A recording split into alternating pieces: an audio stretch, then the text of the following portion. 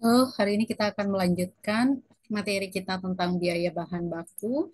Jadi kita akan mendengarkan materi tentang metode penentuan harga pokok bahan. Jadi seperti yang disebutkan dalam video sebelumnya, menentukan harga pokok bahan itu bisa dengan FIFO, kemudian ada juga eh, rata-rata dan juga ada identifikasi khusus. Nah, sekarang kita akan melihat contohnya. Jadi yang pertama kita akan melihat bagaimana soal terkait dengan identifikasi khusus.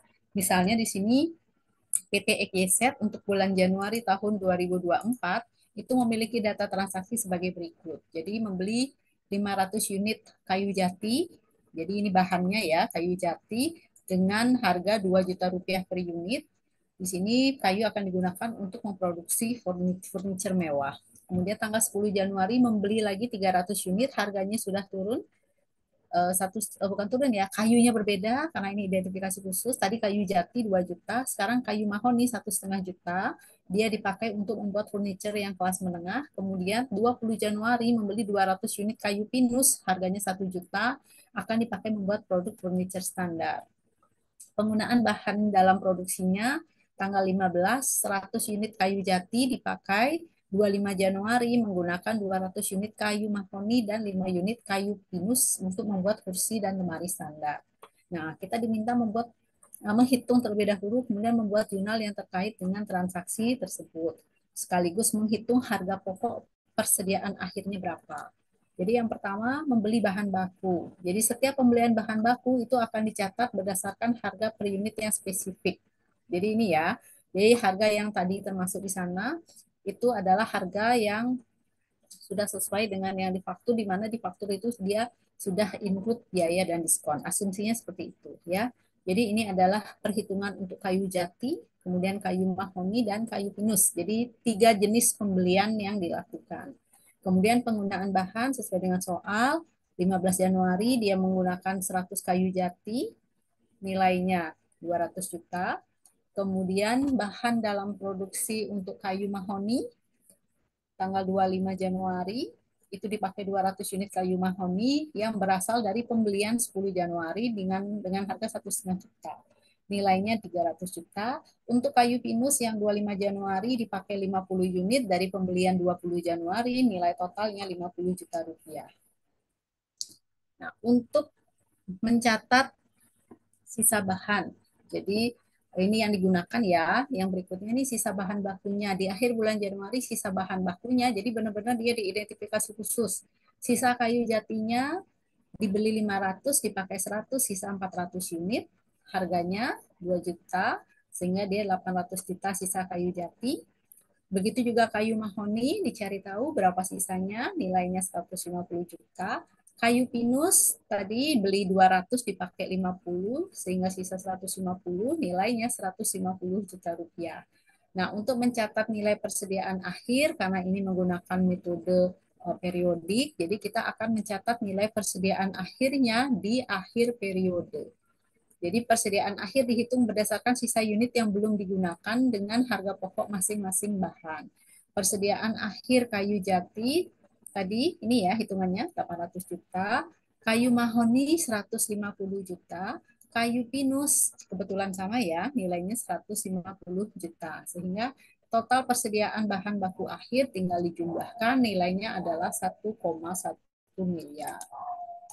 Nah, ini jurnalnya. Karena menggunakan metode periodik, jadi adik-adik lihat kalau yang di sini warnanya biru cerah itu menunjukkan metode periodik ya. Kalau yang ungu muda itu yang perpetual.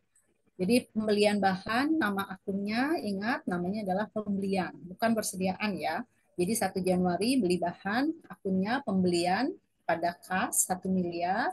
Kemudian 10 Januari beli kayu mahoni, pembelian pada kas 450 juta. 20 Januari dia beli kayu pinus, pembelian pada kas 200 juta. Jadi dicatat dengan nama pembelian. Berikutnya penggunaan bahan dan persediaan akhir. Jadi karena dia metode periodik, di akhir tahun dia akan menghitung berapa yang tersisa kayunya, kemudian dia akan mencatatnya penggunaan bahan bakunya itu berapa. Jadi persediaan bahan baku akhir tadi sudah dihitung di slide sebelumnya 1,1 miliar. barang dalam prosesnya 550 juta, sorry, pembeliannya 1,65 miliar. Jadi di sini dia harus balance ya. Jadi dia dalam soal ini tidak ada persediaan awal. Nah, kalau ada persediaan awal, maka di sisi kredit di bawah pembelian ini akan ada persediaan bahan baku awal. Jadi di sini sekali lagi pembeliannya kita akan kreditkan. Ini ya pembelian yang tadi kita lakukan, itu kita akan kreditkan sehingga di akhir periode tidak ada lagi akun pembelian. Nah, yang akan muncul itu adalah akun persediaan bahan baku akhir periode. Jadi dia baru muncul persediaan ini adalah di akhir periode dengan nilai 1,1 miliar. Di mana selisihnya itu adalah yang digunakan yaitu 550 juta. Kalau yang perpetual ini ya warnanya ya cenderung ungu kali ya, apa biru ungu anggap ya, ungu muda gitu ya. Untuk identifikasi khusus kalau jurnalnya pencatatannya menggunakan metode perpetual, saat membeli bahan dia sama dengan yang tadi, tetapi nama akunnya persediaan bahan baku, bukan pembelian ya. Nah, kemudian saat bahan baku digunakan, jadi setiap tanggal penggunaan bahan baku dia langsung dicatat, bukan di akhir periode. 15 Januari dia menggunakan kayu jati, maka jurnalnya BDP pada persediaan bahan.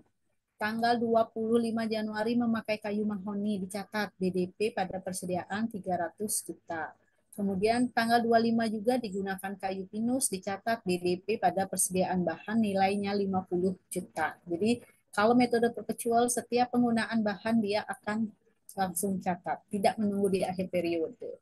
Berikutnya metode rata-rata tertimbang dengan pencatatan pakai metode periodik.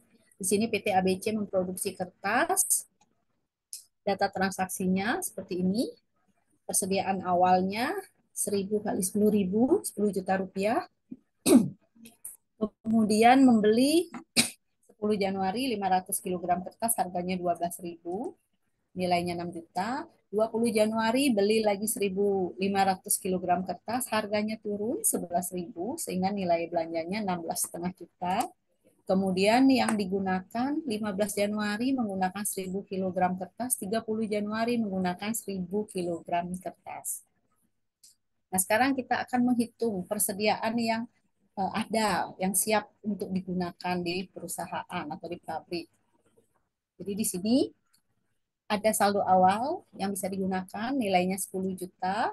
Kemudian ada pembelian 2 kali, 6 juta dan 16,5 juta rupiah. Nah, jumlah bahan baku totalnya adalah saldo awal 1.000 kg, ditambah pembelian pertama 500 kg, pembelian 2 1.500 kg, total bahan baku tersedia itu adalah 3.000 kg. Nilai persediaan yang tersedia ini dijumlah 10 plus 6 plus 16,5 juta. Nilai persediaannya itu adalah 32 juta 500 ribu. Jadi inilah total persediaan bahan baku yang siap untuk digunakan di bulan Januari. Nah, sekarang kita akan menghitung rata-rata tertimbang. Ingat, ini adalah metode periodik. Jadi kita menghitung rata-rata tertimbangnya itu adalah setiap periode. Jadi di sini akhir periode. Jadi cara menghitungnya adalah berapa total nilai persediaan yang tadi sudah kita hitung ya sebelumnya dibagi dengan berapa total jumlah bahan.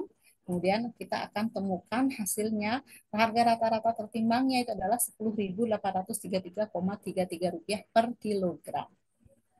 Nah, angka inilah yang akan dipakai untuk menghitung harga pokok bahan yang digunakan. Jadi, sekarang kita akan mencatat gitu ya, bahwa di akhir periode harga pokok bahan yang digunakan itu adalah ada 2.000 kg yang digunakan. Nilainya tadi kita hitung rata-rata tertimbangnya 10.800-an, sehingga total harga pokok bahan yang digunakan di bulan Januari itu adalah 21 jutaan rupiah. Nah, untuk persediaan akhirnya sisa bahan bakunya kan 1.000, jadi yang tersedia tadi 3.000, kita pakai 1.000 yaitu 2.000 totalnya, sehingga tersisalah 1.000 kilogram. Nah, nilai persediaan akhir juga menggunakan harga rata-rata tertimbang tadi, sehingga nilai persediaan akhir 10 juta 800 ribuan. Nah, untuk jurnalnya, metode periodik saat membeli bahan baku, sama seperti yang sebelumnya, menggunakan akun pembelian. Ini ya jurnalnya. Nah, saat menggunakan bahan, kita akan mencatatnya di akhir periode, karena metodenya periodik. Jadi, barang dalam proses 21,6 juta, persediaan bahan baku akhir 10 jutaan, pembelian 22.500.000, persediaan bahan baku awal 10 juta rupiah. Jadi sebenarnya konsep dalam metode periodik itu adalah kita menghitung dulu di akhir periode berapa sih bahan baku yang tersisa. Jadi yang ini ya, bahan baku akhir itu kita hitung, oh ini dia 10 juta. Ya, kemudian dibelinya berapa? 22.500.000. Bahan baku awalnya kita kurangi 10 juta. Nah, yang tersisa itu adalah barang dalam proses. Jadi yang digunakan berapa? Jadi ini sebenarnya sudah bisa dihitung juga. Tadi sudah kita lakukan. Jadi persediaan yang muncul di neraca itu hanya 10.800.000, yaitu persediaan akhir saja. Persediaan awalnya sudah kita kreditkan atau kita hilangkan. Nah, untuk rata-rata tertimbang, kalau metode perpetual, jadi kalau perpetual dia mencatatnya dengan nama akun persediaan. Jadi setiap ada pembelian baru kita akan hitung nilai atau harga rata-ratanya sehingga dia bergerak terus ya. Jadi di sini kalau metode perpetual kita membutuhkan kartu, baik rata-rata tertimbang maupun nanti ya yang metode FIFO itu kita membutuhkan kartu semacam ini yang terdiri dari banyak kolom. Secara umum kolomnya ada tanggal dan keterangan. Nah, kemudian ada kolom pembelian, pemakaian, dan saldo. Nah, untuk persediaan awal atau saldo awal, kita akan tulis terlebih dahulu di bagian saldo. Ada 1.000 unit, harga 10.000, jumlahnya 10 juta rupiah. Tanggal 10 Januari kita membeli 500, harga 12.000. Nah, saldonya kita turunkan dulu 1.000 unit, harga 10.000. Kemudian kita masukkan yang ini, pembelian yang 10 Januari. Jadi ini ya, masuk ke sini. Nah, kita akan rata-ratakan dari apa namanya jumlah ini dibagi dengan total unitnya, maka ketemulah harga rata-rata tertimbang pasca pembelian 10 Januari.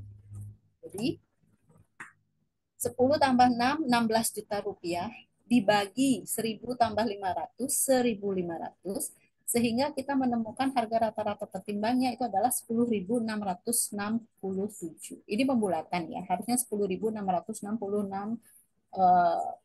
0,66667 gitu ya. Ini saya bulatkan. Kemudian pemakaian tanggal 15 Januari itu dipakai. Dipakainya berapa? 1.000 unit kata soalnya. Nah, harga yang kita pakai itu adalah harga rata-rata tertimbang terakhir. Yang ini, pindah ke sini. Kemudian tinggal dikali. Nah, saldonya ya tinggal dikurangi 1.500. Saldo sebelumnya dipakai 1.000, berarti sisa 500. Harga yang dipakai ya harga rata-rata tertimbang terakhir. Kemudian tinggal dikali. Nah, kemudian tanggal 20 dia beli. Dibeli 1.500, harganya 11.000. Nilainya 16,5 juta. Nah, kita akan perhitungkan kembali rata-rata tertimbangnya. Caranya sama dengan yang di atas, kita turunkan dulu yang ini 500, harga 10.667, turunkan yang ini pembelian 1.500 dengan harga 11.000, kemudian dicari harga rata-rata tertimbang yang baru. Jadi ini adalah harga rata-rata tertimbang yang terkini. Nah, ketika kita akan menggunakan bahan tanggal 30 sebanyak 1.000 kg, harga yang kita pakai di sini adalah harga terakhir ini. Jadi bukan yang ini. Bukan yang 10.600, tapi yang 10.900. Ya, jadi itu yang digunakan. Nah, saldonya tinggal dikurangi 2.000 sebelumnya, dipakai 1.000, sisa 1.000. Harga rata-rata tertimbang terakhir 10.900. Nah, secara keseluruhan kita bisa ketahui bahwa pembeliannya ada 2.000 unit, nilainya 22,5 juta, dipakai 2.000 dengan nilai ini sepertinya salah hitung ya, harusnya 10 tambah 10 jutaan ya, ini ada kesalahan. Kemudian saldonya itu adalah tinggal salin yang ini. Jadi jangan dijumlah kalau saldo ya, tapi tinggal diturunkan. Nah, bagaimana jurnalnya kalau yang perpetual dengan rata-rata tertimbang saat membeli tidak ada Perbedaan hanya beda di nama akun yang sebelumnya akun pembelian sekarang menjadi akun persediaan bahan baku. Saat menggunakan bahan baku kita mencatatnya per setiap tanggal, ini yang 15 Januari, ini 30 Januari, menghitung atau memasukkan angka 10,666 10 juta 600-an ini itu berdasarkan kartu yang tadi kita buat. Kan ada pemakaian yang 15 Januari nilainya berapa itulah yang disalin. Kemudian ini yang 30 Januari 10 juta 916 ribuan. Nah, yang berikutnya, yang terakhir yang kita bahas itu adalah FIFO. Jadi, yang pertama kita bahas yang metode periodik terlebih dahulu. Jadi, contohnya PT DEF, perusahaan susu, dia menggunakan periodik dengan FIFO, data transaksinya, saldo awal 1000 liter, harga Rp8.000, membeli tanggal 10 Januari 500 liter, harga 9.000 dengan nilai 4,5 juta. Tanggal 20 Januari membeli 1.500, harganya 10.000, nilainya 15 juta. Nah, penggunaan bahan baku tanggal 30 digunakan 1.800 liter susu. Nah, yang pertama kita menghitung berapa sih persediaan yang tersedia untuk digunakan. Jadi seperti tadi ya, dengan yang rata-rata tertimbang, ada saldo awal, pembeliannya berapa, dijumlahkan semua, sehingga jumlah bahan baku yang ready itu adalah 3.000. Nilainya itu adalah, tinggal dijumlah ini, nilainya 27.500.000. Nah, sekarang menghitung harga pokok bahan dengan menggunakan metode FIFO. Nah, kalau kita menggunakan metode FIFO, first in, first out. Jadi bahan baku yang pertama kali kita beli itu dianggap sudah dipakai. Sehingga yang tersisa itu adalah yang harga beli terakhir. Nah, tadi saldo akhirnya dibeli atau total tersedia 3.000, digunakan 1.800 sehingga tersisa 1.200 liter. Jadi berdasarkan perhitungan fisik di akhir periode kita tahu bahwa oh sisanya 1.200 liter. Berapa nilai persediaan akhir kita? Nah, harga terakhir menurut soal di slide sebelumnya itu adalah Rp10.000. 1.200 kali 10.000, 12 juta rupiah. Jadi kalau kita lihat di sini, pembelian terakhir itu adalah 20 Januari. Dia membelinya 1.500 liter. Karena saldo akhir kita 1.200 liter itu ada di komponen ini, maka kita langsung menggunakan 1.200 liter kali 10.000 rupiah.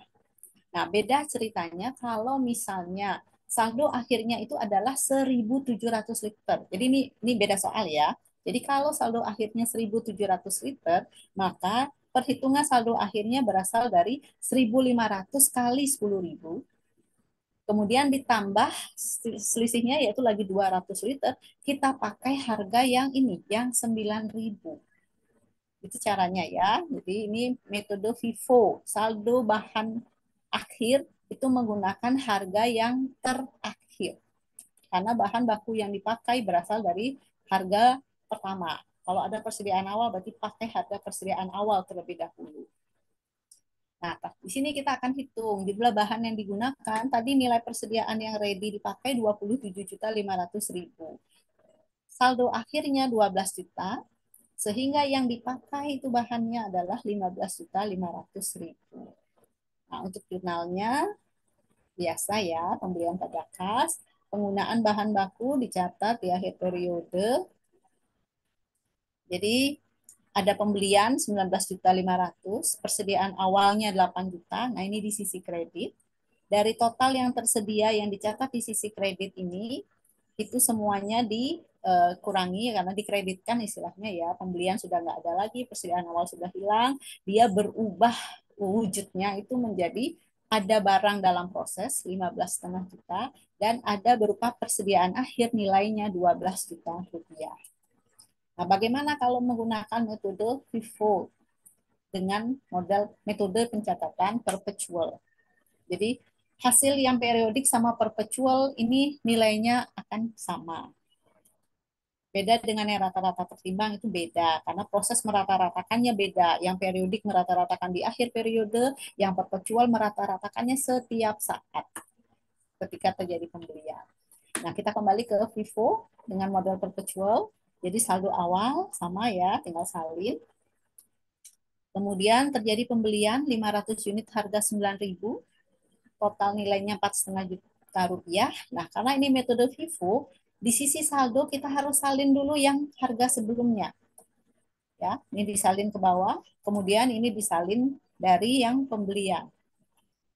Nah, bedanya kita tidak perlu merata-ratakan karena ini bukan metode rata-rata. Jadi ini harus tetap muncul. Kemudian 20 Januari beli lagi 1.500 harga 10.000, sehingga dari sisi saldo kita salin lagi yang di atasnya ini. Ya, jadi sekali lagi yang di atas ini satu paket disalin, kemudian plus dengan pembelian yang terakhir ini. Jadi ada 3 jenis harga yang kita miliki di tanggal 20 Januari. Nah, tanggal 30 Januari dipakai sebanyak 1.500 ya. Soal mengatakan 30 Januari dipakai 1.500. Nah, berapa yang dipakai? Kita menggunakan metode FIFO, first in first out. Jadi first ini yang pertama kita keluarkan dulu di sini, dipakai terlebih dahulu yang 1.000 unit harga 8.000. Kemudian 500 unitnya kita ambil dari sini, 500 harga 9.000. Nah, dipakainya bukan 1.500 ya. Saya lupa berapa. Oh, 1.800. Nah, 1.000 dan 500 ngambil dari sini langsung ya, ini. Nah, yang 300-nya kita ambil di sini, di harga yang terakhir. Jadi diambil 300 unit dengan harga 10.000. Nah, saldonya berarti tadinya harga terakhir ini 1.500 unit harga 10.000 dipakai 300 unit harga 10.000 sehingga tersisa ini dikurangin ini 1.200. Harganya 10.000, nilainya 12 juta. Nah, dari sini kita tinggal totalkan saja. Selama bulan Januari, saldo awal 1.000 kali 8.000, nilainya 8 juta, pembelian 2.000 unit dengan total nilai 19,5 juta, dipakai 1.800 unit dengan nilai 15,5 juta rupiah, saldonya 1.200, harga 10.000, nilainya 12 juta rupiah. Nah, ini jurnalnya yang perpetual, jadi dia menggunakan akun persediaan bahan baku, di situ saya singkat.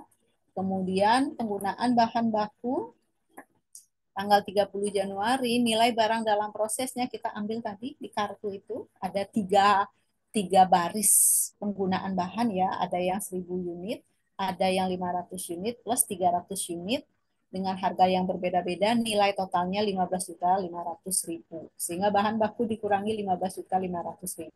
Nah, untuk persediaan akhir tentu saja tidak ada jurnalnya karena ini metode perpetual, tapi yang jelas nanti persediaan akhir akan muncul nilainya 12 juta rupiah di neraca.